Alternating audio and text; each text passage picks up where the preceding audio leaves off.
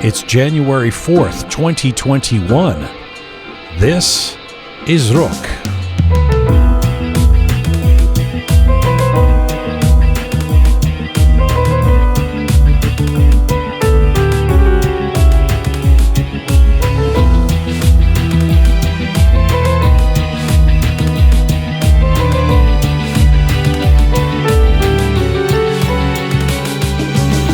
When he was a kid in the north of Iran, he fell in love with television and was able to access the American cable network MSNBC on a satellite dish. From that moment on, Fardad Farahzad, a self-described nerd, knew that his future was somehow in media. Today, still in his mid-30s, after a few years at BBC Persian, he has become one of the lead presenters at Iran International, anchoring a program called The Lead Show. Fardad Farahzad joins me for a feature interview, plus the Roqe Team is here on our first program of 2021, and there are letters to discuss too. This is conversations from, to, and about the Iranian diaspora for you. I'm Jian Ghomeshi. This is Roqe.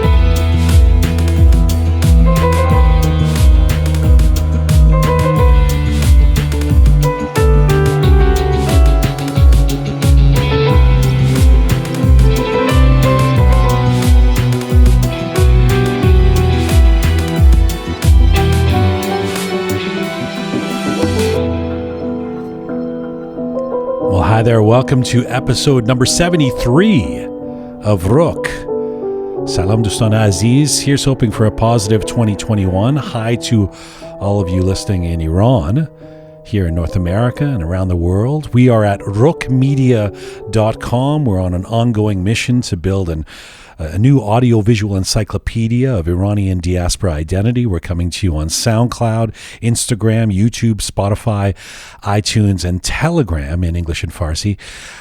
We continue to be committed to finding and strengthening that connective tissue that unites us as people of Middle Eastern and Iranian descent around the world. And it's going to be kind of a heavy week for those of us in the global Iranian community, remembering, commemorating, reflecting on the horrific death of many of our peers, friends, and family members who perished in the shooting of Flight 752 last year at the hands of the Iranian military. On our first episode ever of Roqe back in April of 2020, we dedicated our inaugural program to the victims of Flight 752 and their families. And on this Thursday's episode coming up, we will be dedicating the whole episode to a remembrance of those we have lost, an update on what information we have about what happened, and a discussion of how to move forward and keep their memories alive and make sure their lives were not lost in vain. Hi, Kianjun. Hi, Jianjun. Khub hasti? Thank you. Nice to see you. Hi, Captain Reza. Hello, sir. Groovy Shaya. Salam. Salam azizam. Durud. How was your New Year's celebration, Shaya? Did you recite the entire Shahnameh at midnight and dance to Aron Afshar? Actually, I did that for Yalda. For New Year, no. Actually, I record a new song with my favorite singer. Oh. Yeah. And I'm really excited. Shakira? Yeah. No, who's your favorite singer? No, Milad. Oh, of course, the great Yes. Milad. Oh, I can't wait to hear it. Me too. That's fabulous. Yes.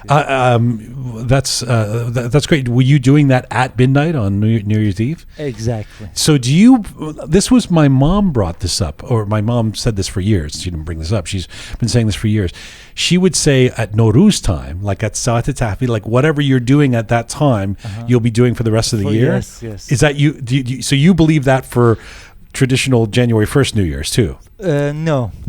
But you wanted to be doing that on that's beautiful. Some people want to kiss at midnight. Some people want to drink. I was recording. You want to be with Milad. How did your girlfriend feel about that? Good, yeah. She was okay with that. Yeah. Yes. Okay. All right. Well, excellent. And Keon, you and the doctor. Yes, we had Did you quiet. Practice medicine, as they say, at New Year's Eve. We had a lovely little New Year's Eve at his parents' house, actually. So, Oh. Yeah. It was very ironi. Okay. Do you have to be on good behavior? I have to, yes. You're a bit of a I bull in a was- china shop. I was I'm worried about you. Somebody have to teach you etiquette lessons and stuff when you go to these people. Friends have described me as a classy animal. On the outside, I look very classy, but on Yes. the inside, I'm just... Yeah, not so sure about the classy on the outside either. But but you are lovely and Yes. smart, and you're, I put on a good act. you're tahsil karde, Yes. so his parents like you. I was on my best behavior. Excellent, yes. excellent. Well, that's very nice. And Captain Reza, Same. Spend time with family, friends, and you were also with Keon's boyfriend's parents.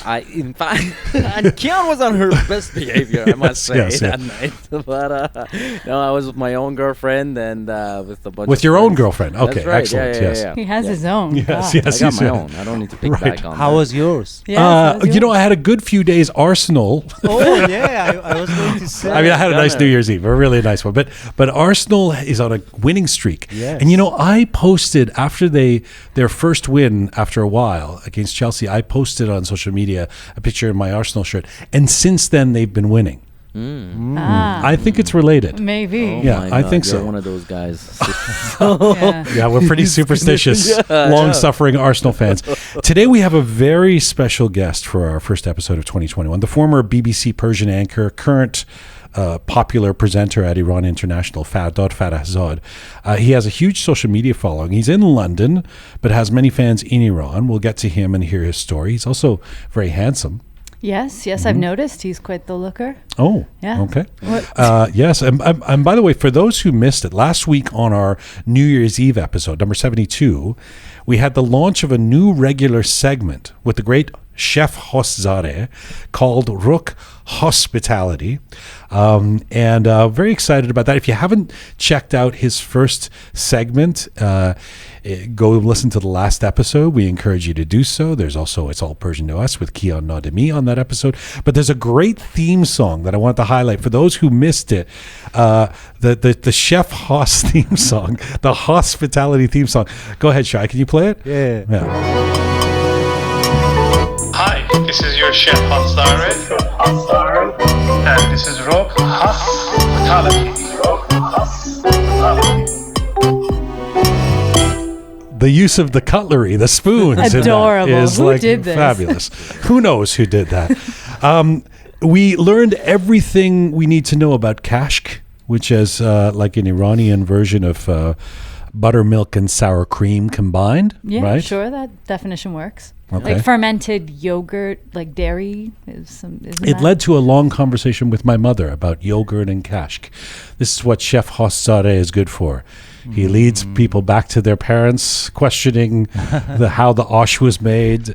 So if you haven't heard the episode and you want to hear about everything you want to know about kashk and some fun while doing it, Hospitality, the first episode was our last one, number 72, if you want to check out that version of Roqe. And before we get to our guest, I was also looking at our year-end analytics of where our audience is and our demographics as Roqe has grown.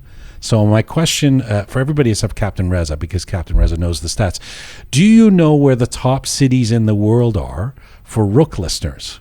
I'm going to give you the say the top four. We don't want to stay here all day. Ooh. So what would be in Let the me top see. four? Tehran, Toronto, let's say Sydney, Australia, and Los Angeles. Okay. And do you have an order for those? Tehran at the top, Toronto comes close Okay. second. And Shaya? Kind of similar to what Kian said. Toronto at top, then Los Angeles, then Tehran, Okay. then I don't know, maybe London or some city in Germany. Where did you live in Canada before you lived in Toronto? Vancouver. Yes. Number 4 Ooh. is Vancouver. Number 3 Interesting. is Los Angeles. Number 2, top city for Roqe listeners, Toronto. Number 1 is Tehran. That's interesting. Yeah, our city with the most listeners is Tehran. Isn't that strange? Wow. And I mean, we're doing an English show, but clearly there are people who mistakenly have been listening to it in Iran. Wow. Yeah, no, I guess isn't that interesting? Very Yeah. interesting. Fascinating.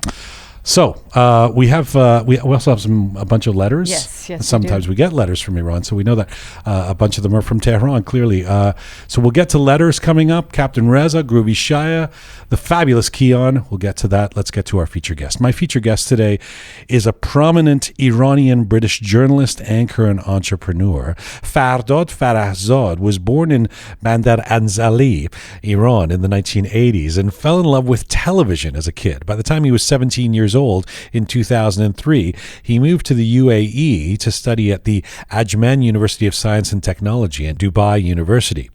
Fardad started his journalistic career working for an educational and scientific network called Wind in Dubai. He also set up his own little TV network. He then started reporting from Dubai for BBC Persian, the website, from 2005. And by 2008, moved to London to start working for the newly launched BBC Persian TV. Fardad anchored and covered many major Iranian and international stories for the network, including Iran's nuclear program, the Arab Spring, the 2012 United States presidential election, the Brussels bombings, and the Nice truck attack. After 10 years at BBC Persian, around 2016, Fardad resigned from BBC Persian and is now the host of The Lead Show on the Iran International TV network. He's also the founder of YourTime TV, a decentralized satellite TV channel and platform for content. We'll learn more about that. But first, right now, Fardad Farahzad joins me from London, England. Hello, sir. Hello, Jian. Thanks for inviting me. And I like how you pronounced my name so Persian, you know? You have this very North American accent, and then suddenly Bandar Anzali Fardad Farahzad. Love that. You're the first person to call my accent good. خیلی متشکرم. دیگه من که همیشه میگم لهجه خیلی خوبی دارم ولی people laugh at that. I don't know. It's a pleasure to have you on the program. You know, I see you on Iran International. You're in this gorgeous studio. And I think, Fardad, it can't be easy to be working at the network in the midst of a pandemic and lockdown that has hit England in particular pretty hard. How complicated is it to be leaving the house and broadcasting from the network each day? It's very complicated. It's absolutely insane these days, especially as you probably know, there is a new virus in the UK that has mutated and it's spreading even faster than the previous one. So the procedure is really complex. We try to wear masks as much as possible. There are very little people in studio, just the very essential ones. And since today, I'm not even going to studio until just a couple of hours before the broadcast. Right. And even traveling in London must be kind of weird because it's been on and off for the last few weeks and months locked down, right? That's right. Although, surprisingly, I think a lot of people are not really paying as much attention as they should. I can see a lot of people are not wearing masks. They're taking public transport to go and see their family. You know, I think during this pandemic, the countries that were less democratic, they did better because people are listening better to their dictators than in democracies. Or countries that are just used to accepting and listening to what the government has to say. I mean, Southeast Asia, I don't know if those are dictatorships, but they're certainly doing a great job in places like Taiwan and Vietnam, etc. They're the model for the world. You're right. You know, you've said your real mission in terms of what you want to do as a broadcaster is to open a window to Iranians to a world they don't have access to. Tell me about that imperative in wanting to be the broadcaster you are. I think we have this unique position that we are broadcasting to a country that is really isolated, but it's not exactly like North Korea. So people have access to satellite TV. They have internet, even though there are censorship, but they know how to go around it. But they don't have really access to impartial, professional news and journalism. And we have this great opportunity, the very few networks that are out there, to broadcast to Iran. And I think we should really use this privilege to the best possible way we can.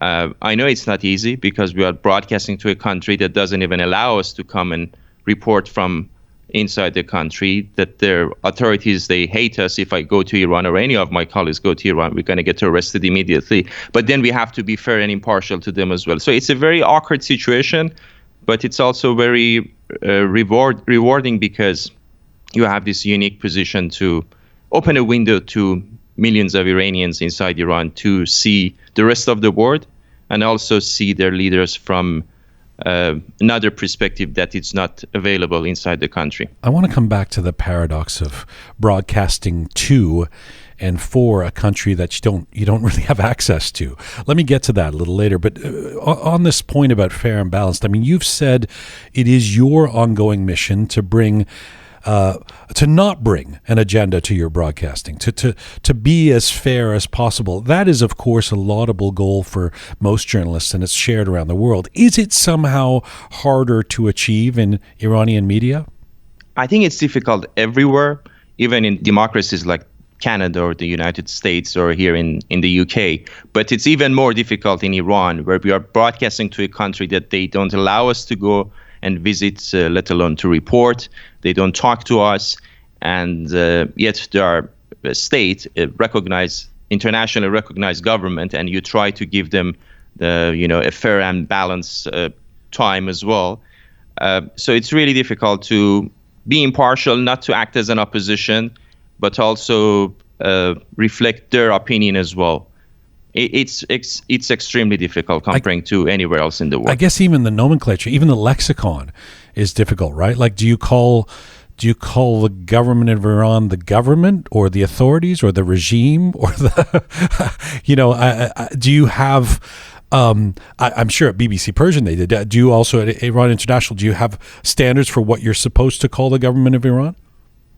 Well, I mean, Iran International has a bit more flexibility, if you like, but I mean, nevertheless, whether we like it or not, it's an internationally recognized government. It's a member of the United Nations.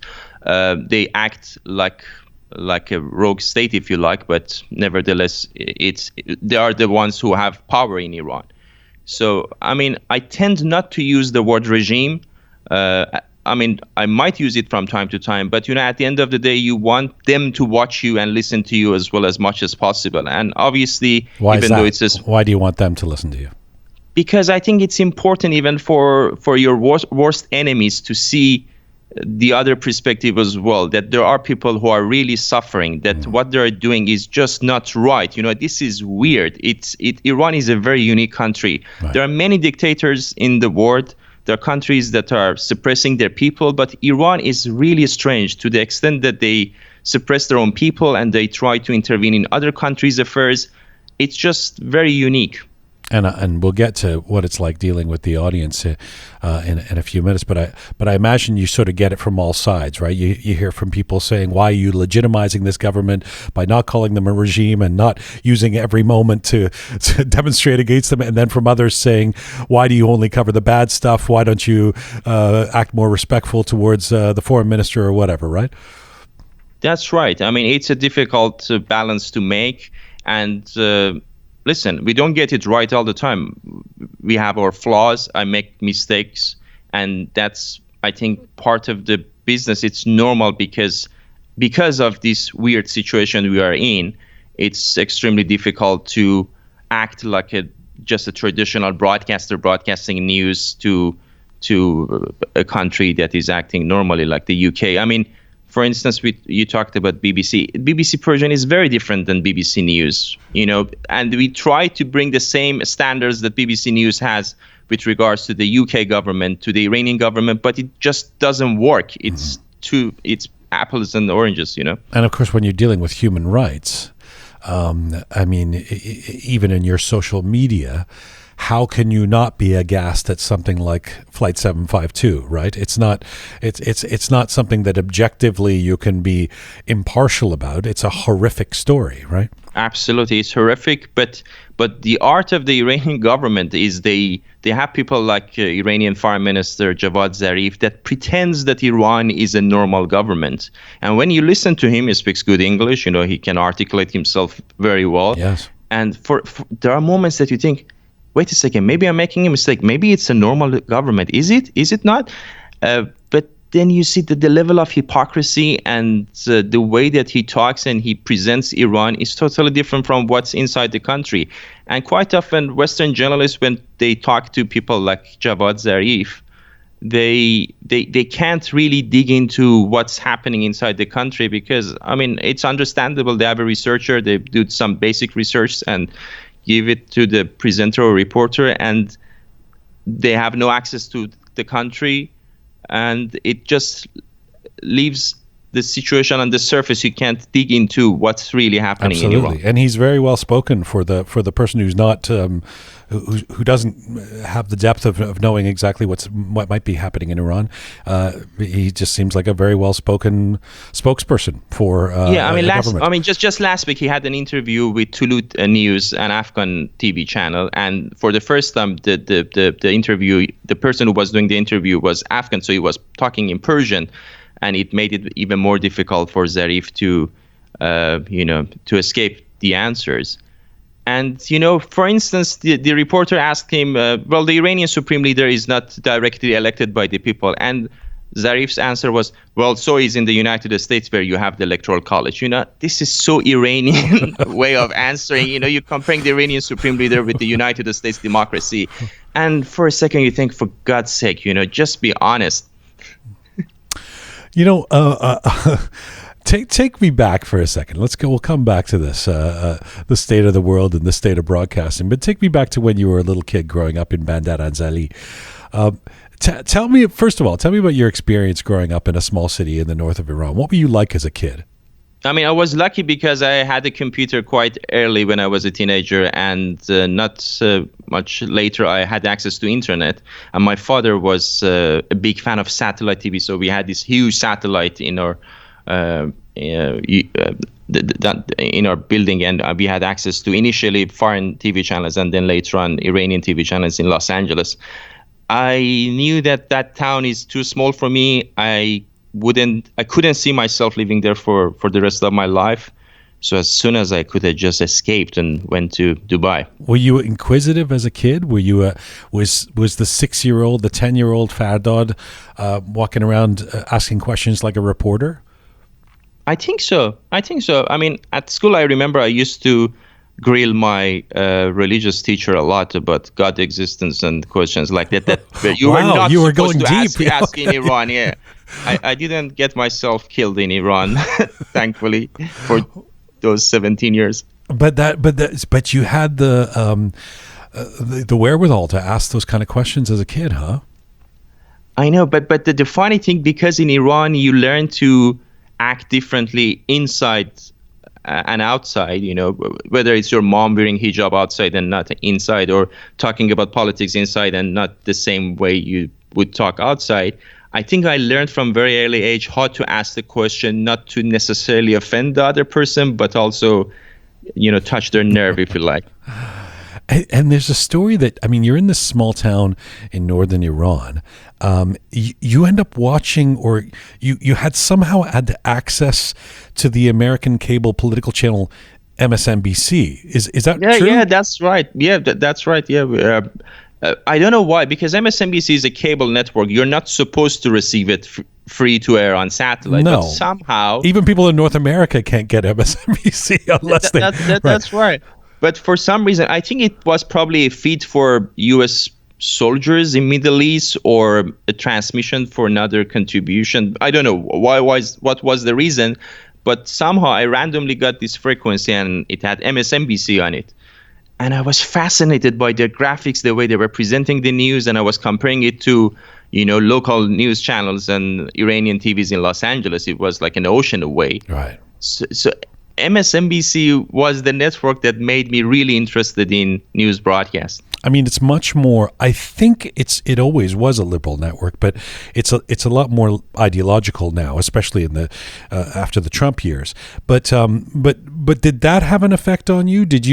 Was the fact that you were watching a cable network that was taking a position on American politics interesting to you as a kid? To be honest, I think back then I didn't really know much about being conservative or liberal. I was 15, 16 years old watching this fascinating American network. I was more interested in their graphics and the way they were presenting the news than their editorial policies, if you like. It was later on that I realized, so in the States you have liberal networks like MSNBC and then conservative ones like Fox News. Right. And CNN was impartial relatively back then, but CNN is the new MSNBC right now. Fardad, if I asked your family and friends who, when you were growing up, I mean, would it have been clear to them, or would they say now that it was clear to them that you were going to grow up to be a famous news anchor and TV presenter? I think they would know that I would do something with television. It wouldn't necessarily be presenting or reporting, because I like every aspect of this industry. Broadcasting is just my day and night. I even used to make animations, cartoons when I was a kid, with drawing like a dozen, maybe thousands of pictures and recording them frame by frame to animate something. Or later on, when I moved to Dubai, I remember because when I was in Iran, obviously we wouldn't call a TV in Los Angeles; it would be very risky. But when I was in Dubai and I knew that the Iranian authorities can't take a listen to my calls, I called NITV, which was the first Iranian satellite TV channel in Los Angeles. Well, hang on. Let me get to Dubai, because I know that story, and I'm going to ask you about it. Okay. But I'm still thinking of you in Iran. I mean, I really believe, if I haven't said this before on the show, I'm sure I'll say it again, which is that, because it's one of my mantras in life, that one of the big tricks of being successful in life is knowing what you want to do, and the younger you are when you know what it is that you love or you want to do, the easier life can be for you, or the more you can ascend to doing things the way you want to do them. Did you I mean, it seems like you weren't confused like most Iranian kids would be, like, I've got to become a mechanical engineer and then a doctor and then maybe I could do media. I mean, it seems like you just knew. Is that true? Kind of, but it was my hobby. To be fair, the thing that I was more interested to than even broadcasting was programming and coding. So I was a bit nerdy in my earlier years, but somehow this actually helped me later on in life, because I knew a little bit about the technicality of things as well. So I could create things or build things that, would cost me more. For instance, when I first started in Dubai in this small TV channel, Wind TV, we hadn't had a teleprompter, and I just made one because I kind of knew how to make it. That's awesome. So your family, just to complete the story of you in Iran, your family moves to Rasht when you're 13, and by the time you're 17, you leave Iran to go to Dubai, as you've said. You've maintained that you always wanted to leave Iran. What was the main precipitant for you wanting to leave the country of your birth?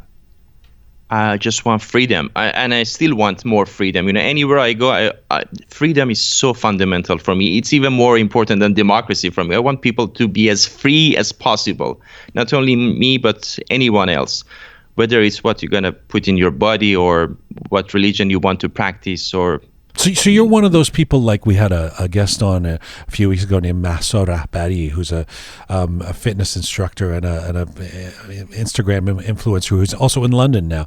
For her, being in Iran felt like she was in a cage. That's the way it felt for you as well? Exactly. That's how it was. And when you are in the cage, you don't know a lot about the outside world, but you are in a cage, And once you're liberated, then you realize, okay, these are the freedoms I hadn't had when I was in that cage. Is it ironic that you didn't really love Iran growing up there, but that you end up dedicating your life, so far at least, outside of Iran, to broadcasting to people inside Iran? It's not that I didn't love Iran or I don't love Iran. I like Iran like many other countries. I'm not patriotic, to be fair. Not to Iran, not to any other country. My parents happened to have sex in Iran, and I became Iranian. They could be in Singapore. I would be a Singaporean now. So, obviously I have history there. I grew up there, so I have some attachment to that country, and that's the language I speak. So if I could speak Japanese, maybe I would broadcast to Japan. But I think it makes it even more interesting because Iran is such an isolated country, and I have this opportunity to bring the word to many Iranians. I think it makes it more interesting than broadcasting to the UK, for instance, where people have access to free media anyways. I think you're being... I don't totally believe you. I don't believe that it would be the same for you if you spoke Taiwanese to broadcast to Taiwan. I think that there's some level of investment in there for you, maybe especially because you felt like you had to leave this country. Or am I going too far? Am I thinking that there's an emotional and psychological element to this that you don't feel? You might be right. You might be right. I mean, maybe one of the reasons is I want to show to the people inside the country that, there can be an alternative, the world can be a better place. And I mean, I tend not to compare governments with each other. I hate when people do that. Oh, look how great the UK government is comparing to your government. I'm skeptical towards all governments around the world. Obviously, the Western ones, the ones that are democratic, are better.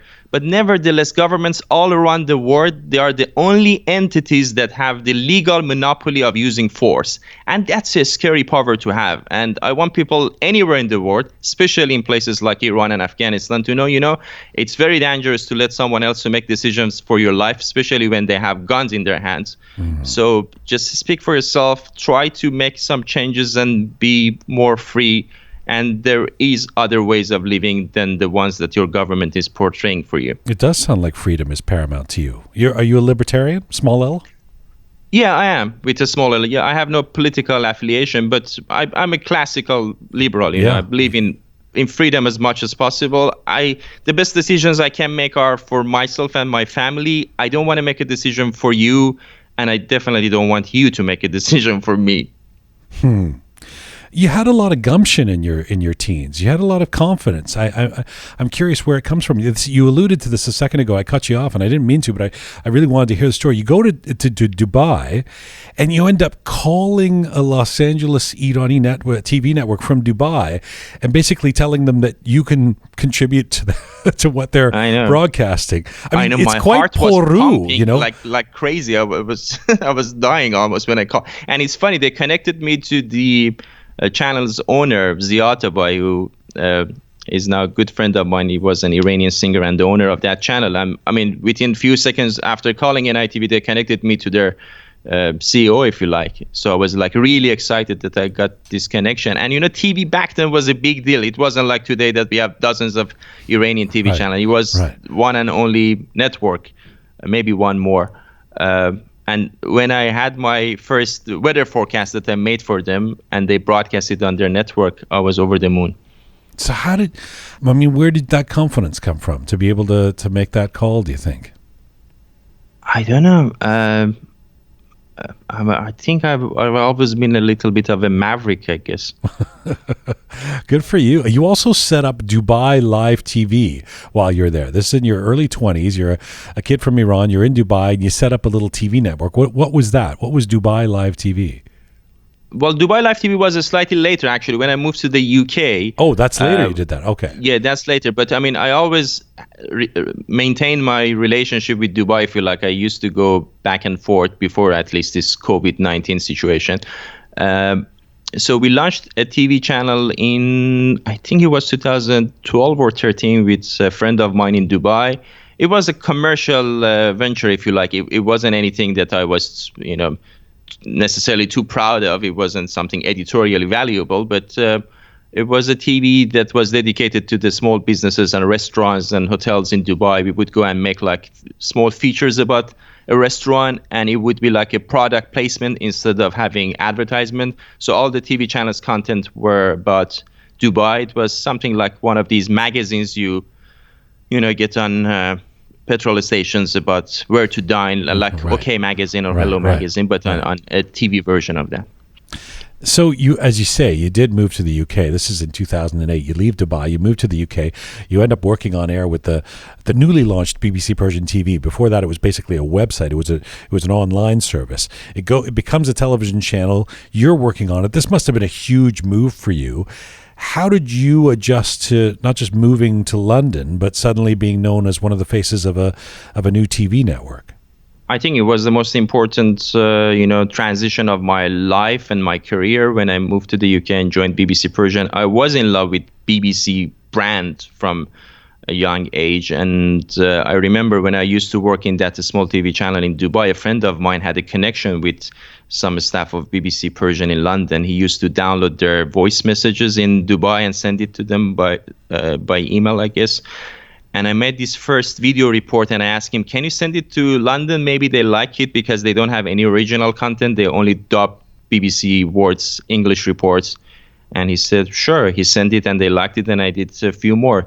That's how it started. So when I heard that they're launching a Persian TV channel, I got super excited because a year before that, they've launched BBC Arabic. And I remember I used to watch BBC Arabic's launch a million times a day on YouTube. And I was thinking how BBC Persian TV is going to look like. I watched BBC Arabic's launch so many times that I actually memorized their opening line. And years later, when I saw the presenter that did that first broadcast, even though I don't really speak Arabic, I read it back to her, and she was like, what? I still remember.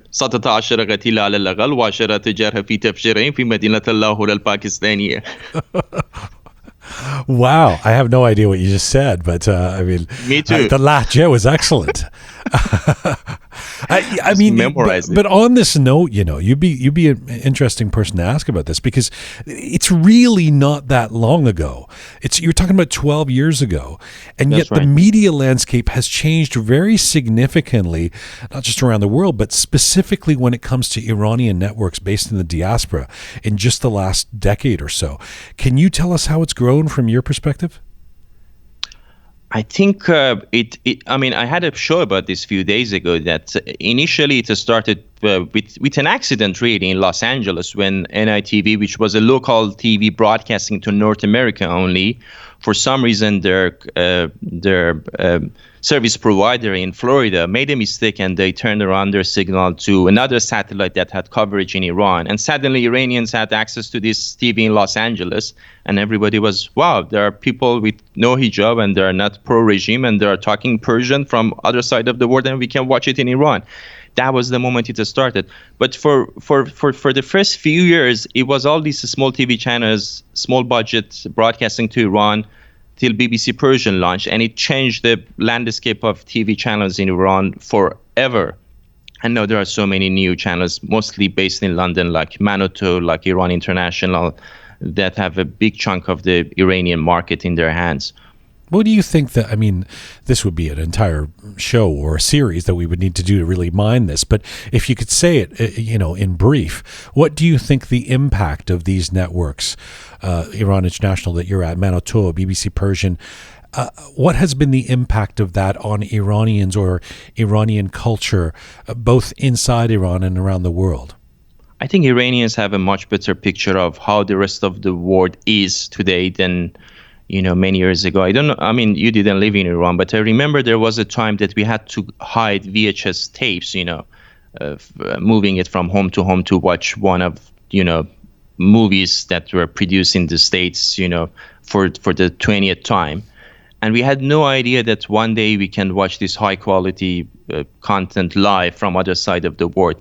It's very difficult for any government today comparing to 15, 20 years ago to not let its citizens to see what's happening around the world.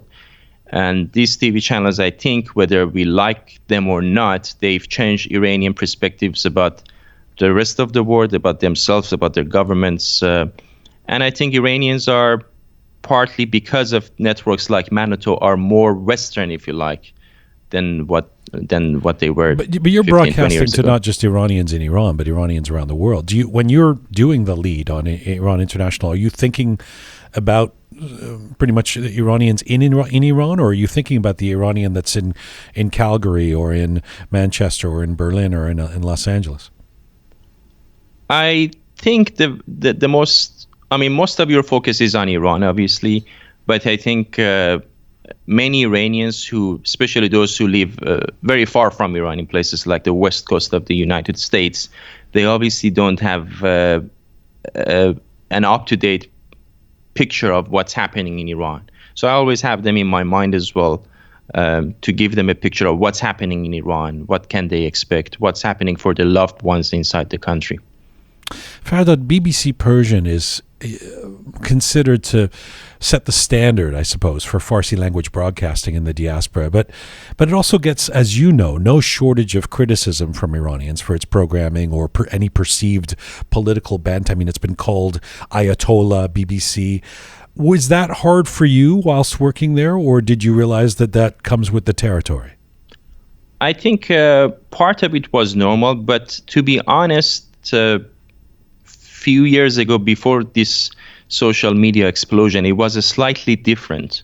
There were criticism about BBC ever. Even after the revolution, a lot of people were saying BBC Persian radio was responsible partly for the Iranian Revolution because they broadcast Khomeini's speeches, or they reported about the demonstrations in Tehran. I don't know to which extent that's true or not. I mean, working with the BBC, it had and it still has its flaws. They make mistakes. We make mistakes. Not only BBC, Iran International, anywhere else. But the overall, at least the editorial policy is right. I think individuals make mistakes, but it's not. I don't think it's to the extent that it's portrayed. And the fact that it's not only those who are saying BBC is Ayatollah BBC. There are other people who are saying BBC is, trying to overthrow the Iranian government. Those who are pro-regime. There are those who are saying BBC is anti-Mujahideen Khalq, or vice versa. So as long as you are getting an equal number of, criticism from all sides, I think you are doing your job right. That doesn't mean that there are no mistakes. There are mistakes, but the more voices, the better. I think if a group of oppositions, they think what BBC is doing is wrong, or what Iran International is doing wrong, the best way to fix that is try to bring an alternative. I know it's not easy, but it's doable. Well, you told me once that Iranians are alien to impartial news. I think we are alien to impartial news. Explain what you mean, but also I suppose why are Iranians this way? Because for many years we lived under dictatorship. We learned that the TV channel is broadcasting what the state wants to say, or you are opposition and you just condemn the government 24/7. The fact that you can be fair and balanced and say, what, this is what Trump is saying, this is what Biden is saying, and there you go, you make your decision. I'm not saying we are doing that all the time. Obviously, everybody has bias. It's a fantasy that journalists are not biased. We try to, I mean, anytime I go on set, I tell myself, you have your politics, you have your opinion, put them aside. If you bring it on your show, you're a pig. I tell that to myself, but can I really do that? I don't know how successful I am. And different journalists have different, standards. So it's not easy, but the more we can hear from more voices, the better our decision's going to be. It's no secret that Iranian officials have had a tendency to harass the families of their targets, political activists and prisoners, etc. But in recent years, the BBC has reported that Iranian police and officials have been harassing BBC staff, arresting, questioning, intimidating their relatives in Iran. Was your family pressured by the authorities in Iran? I had my fair share of that too, although I have this luxury of not having my immediate family inside Iran. But it happened to me when they went after my very old ex-girlfriend many years ago, and they took her cell phone and took all the pictures she had. Yeah, it happened to me as well. But, there are journalists who had worse than that. For instance, Masih Alinejad, her brother is in jail because of what she does. Yes. And the other journalist the other week, Ruhollah Zam, which there are criticisms about his journalism, but that's not the point. He was kidnapped from Iraq, taken to Iran, and he was executed. This is insane. I mean, it doesn't happen anywhere else in the world. Not because governments are not capable of. It doesn't mean that the United States government cannot kidnap Edward Snowden in Russia. They have the resources if they want to. It's just not normal. Governments don't do that. You don't go to a third country and kidnap a citizen and then execute him. Yes, it never gets it never gets less shocking hearing these stories or knowing about them. What was the reaction of your fans, your followers, when you left BBC Persian, and I suppose when you started to work for Iran International? Well, I think a lot of people, a lot of my fans were shocked, but I think it was the time. I did that for 10 years. And I always wanted to launch this YourTime TV. From 2009, when the Iranian presidential election didn't go well and there were protests in Iran, and we were receiving hundreds of videos and UGCs when it was at the beginning of these new smartphones, I thought, you know what? There's so many content out there, and we are selecting which ones to broadcast. What if there was a platform that people could upload their videos and just broadcast whatever they want to without me making the editorial decision that this is right and that is wrong? Yeah, I love this idea with YourTime TV. Let me ask you a little bit about that, and I'll come back to Iran International. So why would we need YourTime in an era where we have Instagram or YouTube? Or I mean, can't people upload their videos? And Instagram is open in Iran, isn't it possible for people to do that? Why would they need YourTime TV? Well, if you open your Instagram and go to the Insight section right now, you will see the vast majority of your followers, if they are from Iran, they're most probably from Tehran. I'm guessing the second city is either Shiraz or Mashhad, and that's about it. So Instagram and YouTube are accessible in Iran. Well, YouTube is blocked, but you can use a VPN and get through that. But it's limited to major cities and those who have the access to relatively fast internet, and they can pay the overseas bandwidth. As you probably know, there are two internet in Iran, if you like. If you use the local traffic, the charges are less. If you use international traffic, the charges are higher.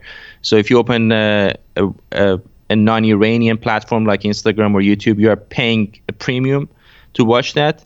Nevertheless, there are important platforms, but they don't reach to as many Iranians as you want to. Satellite is still the best means of communication for reaching to millions of Iranians, even in the smallest villages in Iran. So in your ultimate goal for YourTime TV, it would be, I'm guessing, that people, Iranians within Iran or around the world, would feed content to YourTime TV, and that millions of people would see this within Iran and around the world on the channel, right? Exactly. I want an anarchy, if you like. That's pro-regime, anti-regime, pro-gay, anti-gay, whatever your opinion is.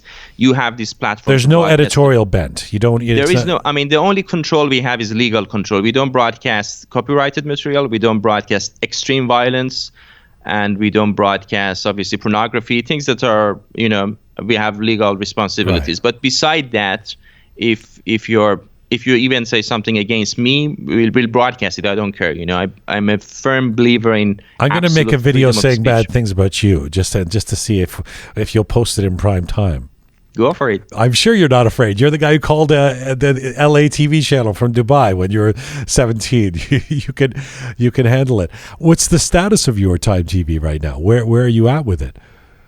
It's growing organically. I don't have that much financial resources. Everything is going from my pocket, and content-wise, it's doing well. But commercially, it's not doing the way I wanted it to do, because my initial plan was to provide this platform, and my assumption was that a lot of Iranians in North America and Europe, they want to broadcast their content to Iran, so they're going to use this platform, and then after a while I can charge them a premium per minute to broadcast their content. But what happened later on was the vast majority of my users are from Iran, so they're producing the videos in Iran and broadcasting to Iran, which is great. I mean, it's a platform, it's giving them a voice, but hard to monetize. Hard to monetize, both because obviously the economy situation in Iran is not great, and also legally there are not many ways that you can take money from Iranians inside Iran, both technically and legally. It's a challenge. Let me finish off by asking you a little bit about your show and your gig at Iran International, which, by the way, is doing really well. You've sort of caught fire with this program, right? Yeah, apparently. I mean, it seems to be doing well. Yeah. So there is you alluded to this earlier. You talked about it. There's a paradox here where you're working for a network like Iran International. You are covering a country, Iran, that you cannot get a lot of access to.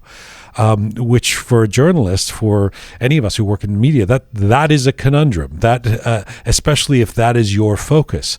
How do you approach that as a broadcaster? It's a challenge day and night, every day. I mean, I know that the vast majority of Iranian government officials not going to talk to us, but every day when there is a story, I try to make some calls and email them. Today we had this Iranian vaccine. I emailed the firm that is claiming to have produced this vaccine. I emailed, the organization behind them. We tried to call them with the hope that maybe someone decides to, break the rules and talk to us, but they don't.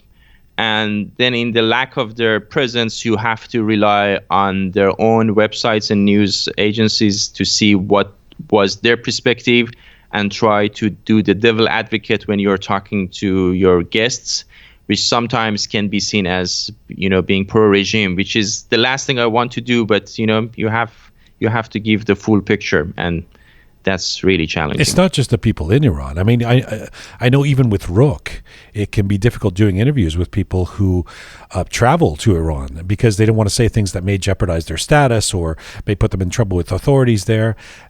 How do you handle this reality in your interviews? I mean, even if you get the interview, then you've got someone who's not giving you a lot. You know what I mean? They're kind of being very careful with their words. And so tell me how you deal with that. It's very difficult. I mean, it happens that sometimes we have stories that are not political at all. It can be a technical story. It can be a tech story. It can be a healthcare story. We're going to talk to a doctor or an expert on the internet, for instance. And they're going to be, please don't ask me political questions. My mom's is in Iran, or I'm visiting Tehran next week, And you're thinking to yourself, for God's sake, we're just asking very basic questions. Why is there a government in place that would, put people in jail for talking to a TV channel? It's just insane. But then there are people who are inside Iran and they take the risk and they talk to us. And some of them face, difficult challenges. But but the problem with Iranian government is you never know. It's like COVID. It can be a mild symptom. You can die. Oh, dear. Right. Yes. Well, listen, I mean, I asked you in general about, all right, we talked about the BBC taking stick from people in the Iranian diaspora, people who have certain ideas about the BBC Persian and criticizing it. I'm sure it happens on a personal level for you too. I assume there's no shortage of armchair critics in the audience while you're anchoring at Iran International. I know your answer is going to be, it's part of the job. I'm used to it. I've seen you. You've been asked this question, and you say, "Oh, well, that comes with the territory. They can say what they want." But really, how do you handle it? Really, I handle it with the belief that no matter what my opinion is, these are just words, and people are entitled to their opinion. It doesn't matter if I like it or not. I don't even really believe in cyberbullying or things like that. I know it's controversial to say that, but I think you should be able to say whatever you want to say. It doesn't hurt you when somebody says this person is a horrible supporter of the regime or whatever they say about you on the internet? No, they have zero impact on my life. I have a relatively comfortable life in London. I don't see them every day. I don't need to read them. If I don't like to read them, I can just close my Twitter, and go on my balcony and smoke a cigar. It doesn't matter. And and listen, even the president of the United States, if you go on his Instagram or Twitter page, there are millions of people who are, saying all sorts of things to him. Yes. Should he care? He's the most powerful man in the world. Sadly, I actually do wish he cared at times, but I your point is well taken. If we do this interview 15 years from now, I mean, it occurs to me that you're. I don't want to go too overboard in saying that you're a young person who's accomplished a lot, because you're in your mid-30s now. But really, you've done quite a bit. I mean, 15 years from now, where would you ideally love to have taken your life? 15 years from now, such a good question. I hope by 15 years Iran is more liberated, is a free country, that they don't need journalists from overseas to broadcast to them, and I can do like a weekly show on Fridays, maybe something like what you are doing right now, and be retired somewhere in south of Spain or west coast of the United States. I loved all of that, except when you compared it to Roqe. If only this felt like retirement. This feels like I mean, it's exhausting. Yeah, but I mean, it's not a 9-to-5 everyday job. I mean, broadcasting every day is dude. This really is 12 difficult. hours a day. We don't have a network. It's like, you know, I don't have any other life right now. This is just like getting these episodes out. You've forgotten your roots. What it's like to come from when you're not at a fancy network. Well, then I need to have a lot of money to hire There as you many go. people Off as at it. possible. There you Yeah. go. So I'm just, opening the studio, coming and doing my interview and That's leaving. perfect. We listen. The answer, I think, is we all want to be Oprah at some point. Exactly. That would be the ideal. You get to do the interview, and everybody else does all the work. Let me ask you a final question, and you'll forgive me if it feels a little twee or cheesy or something, but I actually mean it earnestly, because the intent of this program, there's all kinds of things that we want to do with this program in terms of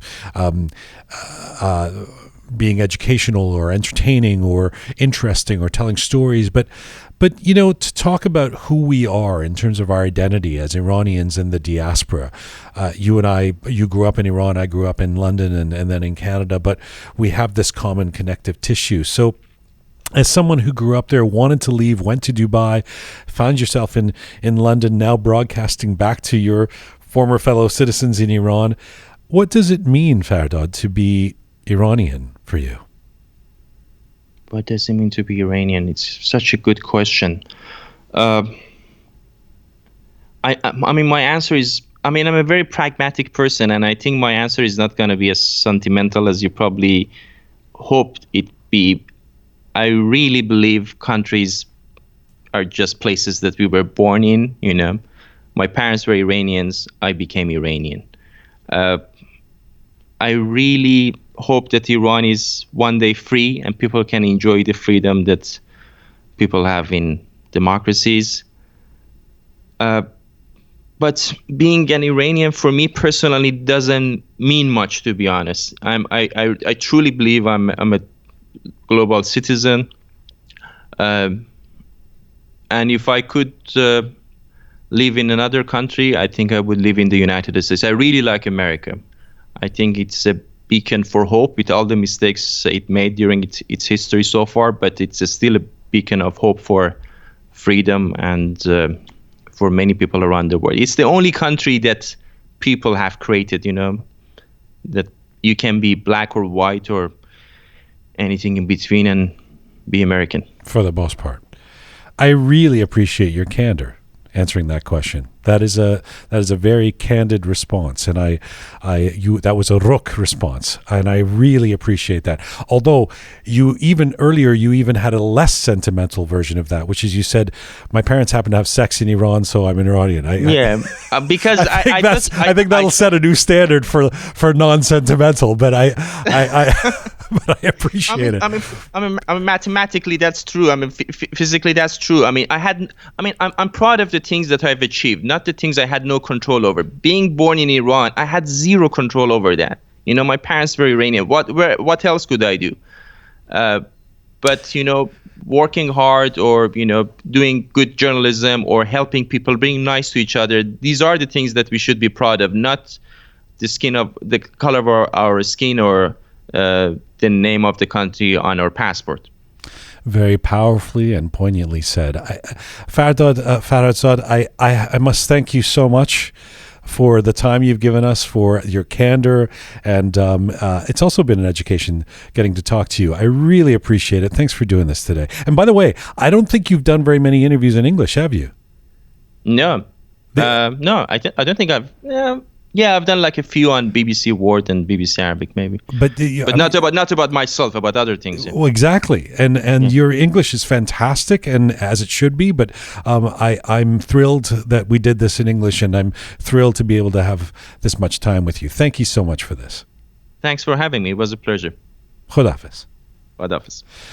Fardad Farahzad, a prominent Iranian-British journalist, anchor, entrepreneur. He is the founder of the YourTime TV channel and the host of The Lead Show on Iran International. Fardad joined us from London, England today.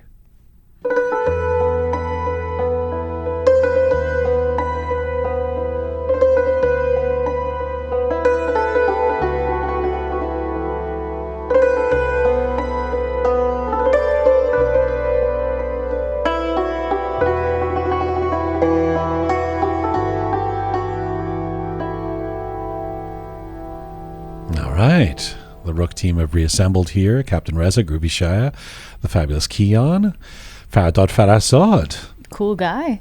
I liked his statement in the end, how he doesn't think being Persian, for example, is something that people should judge on. What value you bring to the world is what he wants to be judged on. And that's something I forget, because I'm quite proud of my heritage, my culture. So a lot of times I look at that as a plus, which...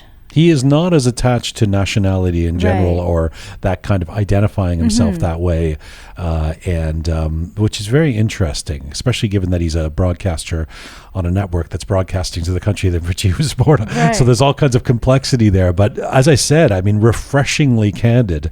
I think it's clear when I asked him if he's a libertarian, he said, yeah, I am. That seems clear to me. He believes freedom is paramount in every way, including doesn't want the chains of ethnicity or nationality. So that was fascinating, actually, to hear somebody even not create the postulate of wanting to say, oh, of course, I am attached to Iran. He was just very candid about it. Oh, that's where I was born, but, I'm happy to live in America or Britain. I've got a good life here. See, that's what I expect from Persians, to be like, oh, it's a great honor to be Persian and this and that, but you didn't get that from Tom him. Cruise, Tom Cruise khodemun. Captain Reza? Yeah, I mean, it reminded me of a bit, especially the last part where he's like, "You should be proud of your achievements." There was a bit by George Carlin, an older comedian legend, who said, "Pride is something that should be made upon an achievement, not an accident of birth." It's sort of what he was trying to say. Are you saying the fact that we discovered Sharab 2,000 years ago is not an achievement? Oh, it is for the person who discovered it. No, I'm joking, of course. But yeah, he's a very candid guy and very confident. I like him. And good for him. I say good for him, man. Yeah. He's in his 30s. He's done a lot. He's making it happen. To be an anchor guy at his level and to have come from Iran, Dubai, that's a lot of work. Yeah. He has clearly put in the hours.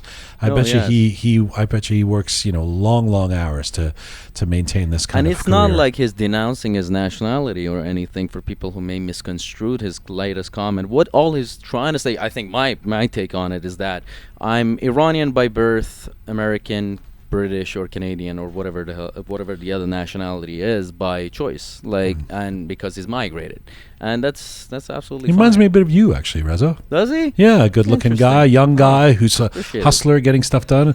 I mean, in his case, he's successful, but it's. Okay. In my case, I'm working for Roqe. Exactly. In your case, it's bottom of the barrel. You're doing some work on Roqe. Nah, man, you're the best. You're the best. Buddy. Listen, you're Captain Reza, director of Roqe.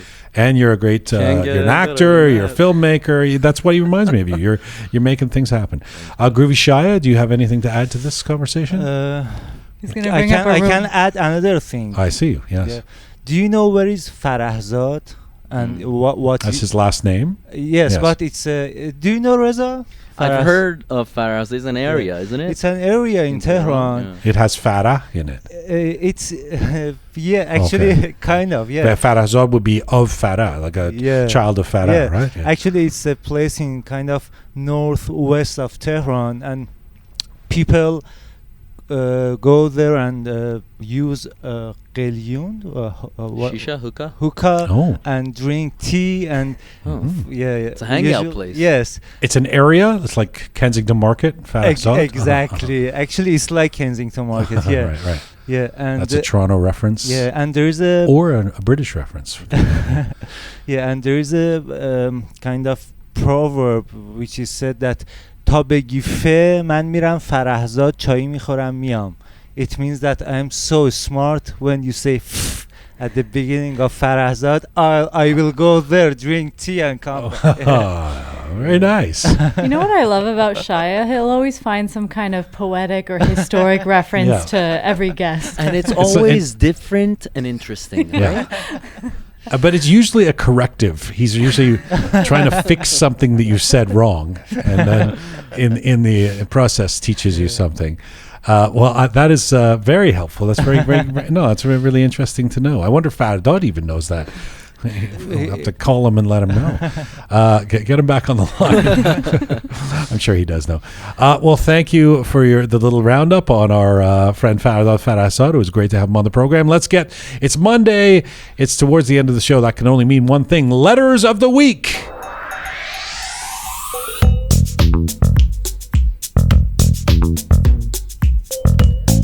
That's right. Half letters recap, half dance party.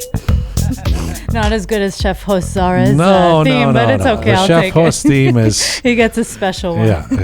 It's a bit better than the show, the Chef Host theme. Let's just play that and, make that an episode. Reminds me of Ratatouille. Okay, what do we got, Kian? All right. So last week's installment of It's Persian to Us, I talked about the fact that... It's all Persian to us. It usually is. Yeah. I talked about the fact that alcohol was first discovered by a Persian named Zakaria Razi. Yes. So on YouTube, we have Alex Askari wrote, Razi named his finding of alcohol in Arabic, alcohol, which means the whole of the substance could be distilled from wine. Oh. See, I don't know. In my research, I found that it had a reference to kohl. You know, that like eyeliner, kohl? Like there was some kind of, like the breakdown of kohl, that word was used for alcohol. So I'm not sure about this. So what this Alex Askari is saying that Razi, who was Persian, intentionally named it after an Arabic word? Yeah, that's a fact. But he's saying that it means the whole of the substance could be distilled from wine. Oh. But in my finding, I found that it meant like it's any substance that can be broken down kind of thing. The word kohl, alcohol. But anyway. You know where you can consume those substances? Where? Farahzad. Exactly. Nicely done. A little area in north of Tehran. As well, on last week's show, Jian pointed out the fact that Shaya Jun called him uncharismatic when recording our first... He didn't call me that. He said, to be clear, let's not put words into his mouth. He said, you have no charisma. Upon seeing the video. Is that not what I just said? Yes, exactly. I'm just pointing out that it was worse than what you said. Yeah. On Instagram, we have a Mahbube Khajavi wrote, so don't argue with Shaya and be more charismatic. Absolutely correct. I will never argue with dear Shaya, and I will try to be more charismatic if that's possible. As well, 2 weeks ago, we had our 4-part Roqe special series titled Why Pink Floyd? An Iranian Obsession, exploring the surprising obsession of Iranians with the legendary British rock band Pink Floyd. Yes. So we have a few people that wrote on that specific series. We have a Pegita Mahmoudzadeh wrote, I have listened to every part of this special. More proof of your intelligence and expertise. You also took the right words and ideas absolutely right out of those conversations in your Pink Floyd countdown list. Thank you, Jian and Roqe Media team. Khaste nabashid and Happy New Year. Beautiful. Thank you so much. Very nice. Thanks for listening to all the parts of that series. I really encourage people to listen to all 4 parts of it. There's so much there. So many great guests. And then on YouTube, we have Octavia Nightfall. That's a username, I presume, not the actual last name, Nightfall. Wrote, hey, Jian, you're doing a spectacular job. Keep up the good work. Thank you, Ms. Nightfall. And then we have a Alale Iqbalzadeh wrote, hello, Roqe Team. A few weeks ago, you guys were talking about Yalda. It means the longest night of the year is over, and the sun overcame the darkness. It simply means hope, and we need that the most these days. This is the very first comment from an avid listener. Even though what you said about your mom resonates with me, I disagree with you on one thing. You said my mom is the sweetest, most wonderful person in the world, but I'm pretty sure that my mom is the sweetest and most wonderful person in the world. Well Very said. sweet. All right. And now it's time for the letter of the week. I like that. You're keeping it economical. Just picked a few of the letters. Just the meat, Yeah. the most Okay. important ones. Yes. On YouTube, we have username Grammy, and this person's name is Gashosp Nodan. Okay. Yes, it's a he. He wrote, "Thank you, Jian, for this series. As a boomer, I fell in love with Pink Floyd," and in brackets he said, "and Cohen, Clapton, Lennon, etc., etc., growing up in London in the 1960s and early 1970s. I had absolutely no idea about the Pink Floyd connection with young people in Iran. After 50 plus years as a devoted fan, I believed I knew why I loved Pink Floyd, but you have now given me food for thought. I am now trying to place my decades-long dedication to Pink Floyd in context with your guests' comments. Lots to reflect on these dark days on Earth. Thank you for giving me so much food for thought. Best wishes for 2021. Very nice. Oh, thank you That very was so much. nice. That was Lovely beautiful. letter. Yeah, it was. I had no idea Gershas was a boomer. I you know We've what? heard from Gashos before. Yeah. But Why did you not think Gashos I was... thought he's kind of, for example, same as my age, and Uh-huh. yeah, but I thought so too, to be honest. Yeah. Hmm. Yeah. Okay. It's interesting. Does that affect the letter of the day? No. He still gets the letter of the week status. All right. oh my god. Again, Shia just completely blindsides you. Did you know that there is an area of Rasht that is called Gashasp? They smoke the hookah in Rasht for Gashasp. And then after they say, من تا وقتی که گفتی من رفتم گشاس برگشتم. Shia, you're my favorite person on earth. All right. Thank you very much. The fabulous Keon, Captain Reza, Groovy Shy. That's full time for Roqe today. Thank you so much, everybody. Remember, for all things Roqe, the hub of all things Roqe, please check out our website, roqemedia.com, where, for instance, you can see the entire Pink Floyd series and recap all in one place. Check out all our episodes, our gallery, and our patrons support page.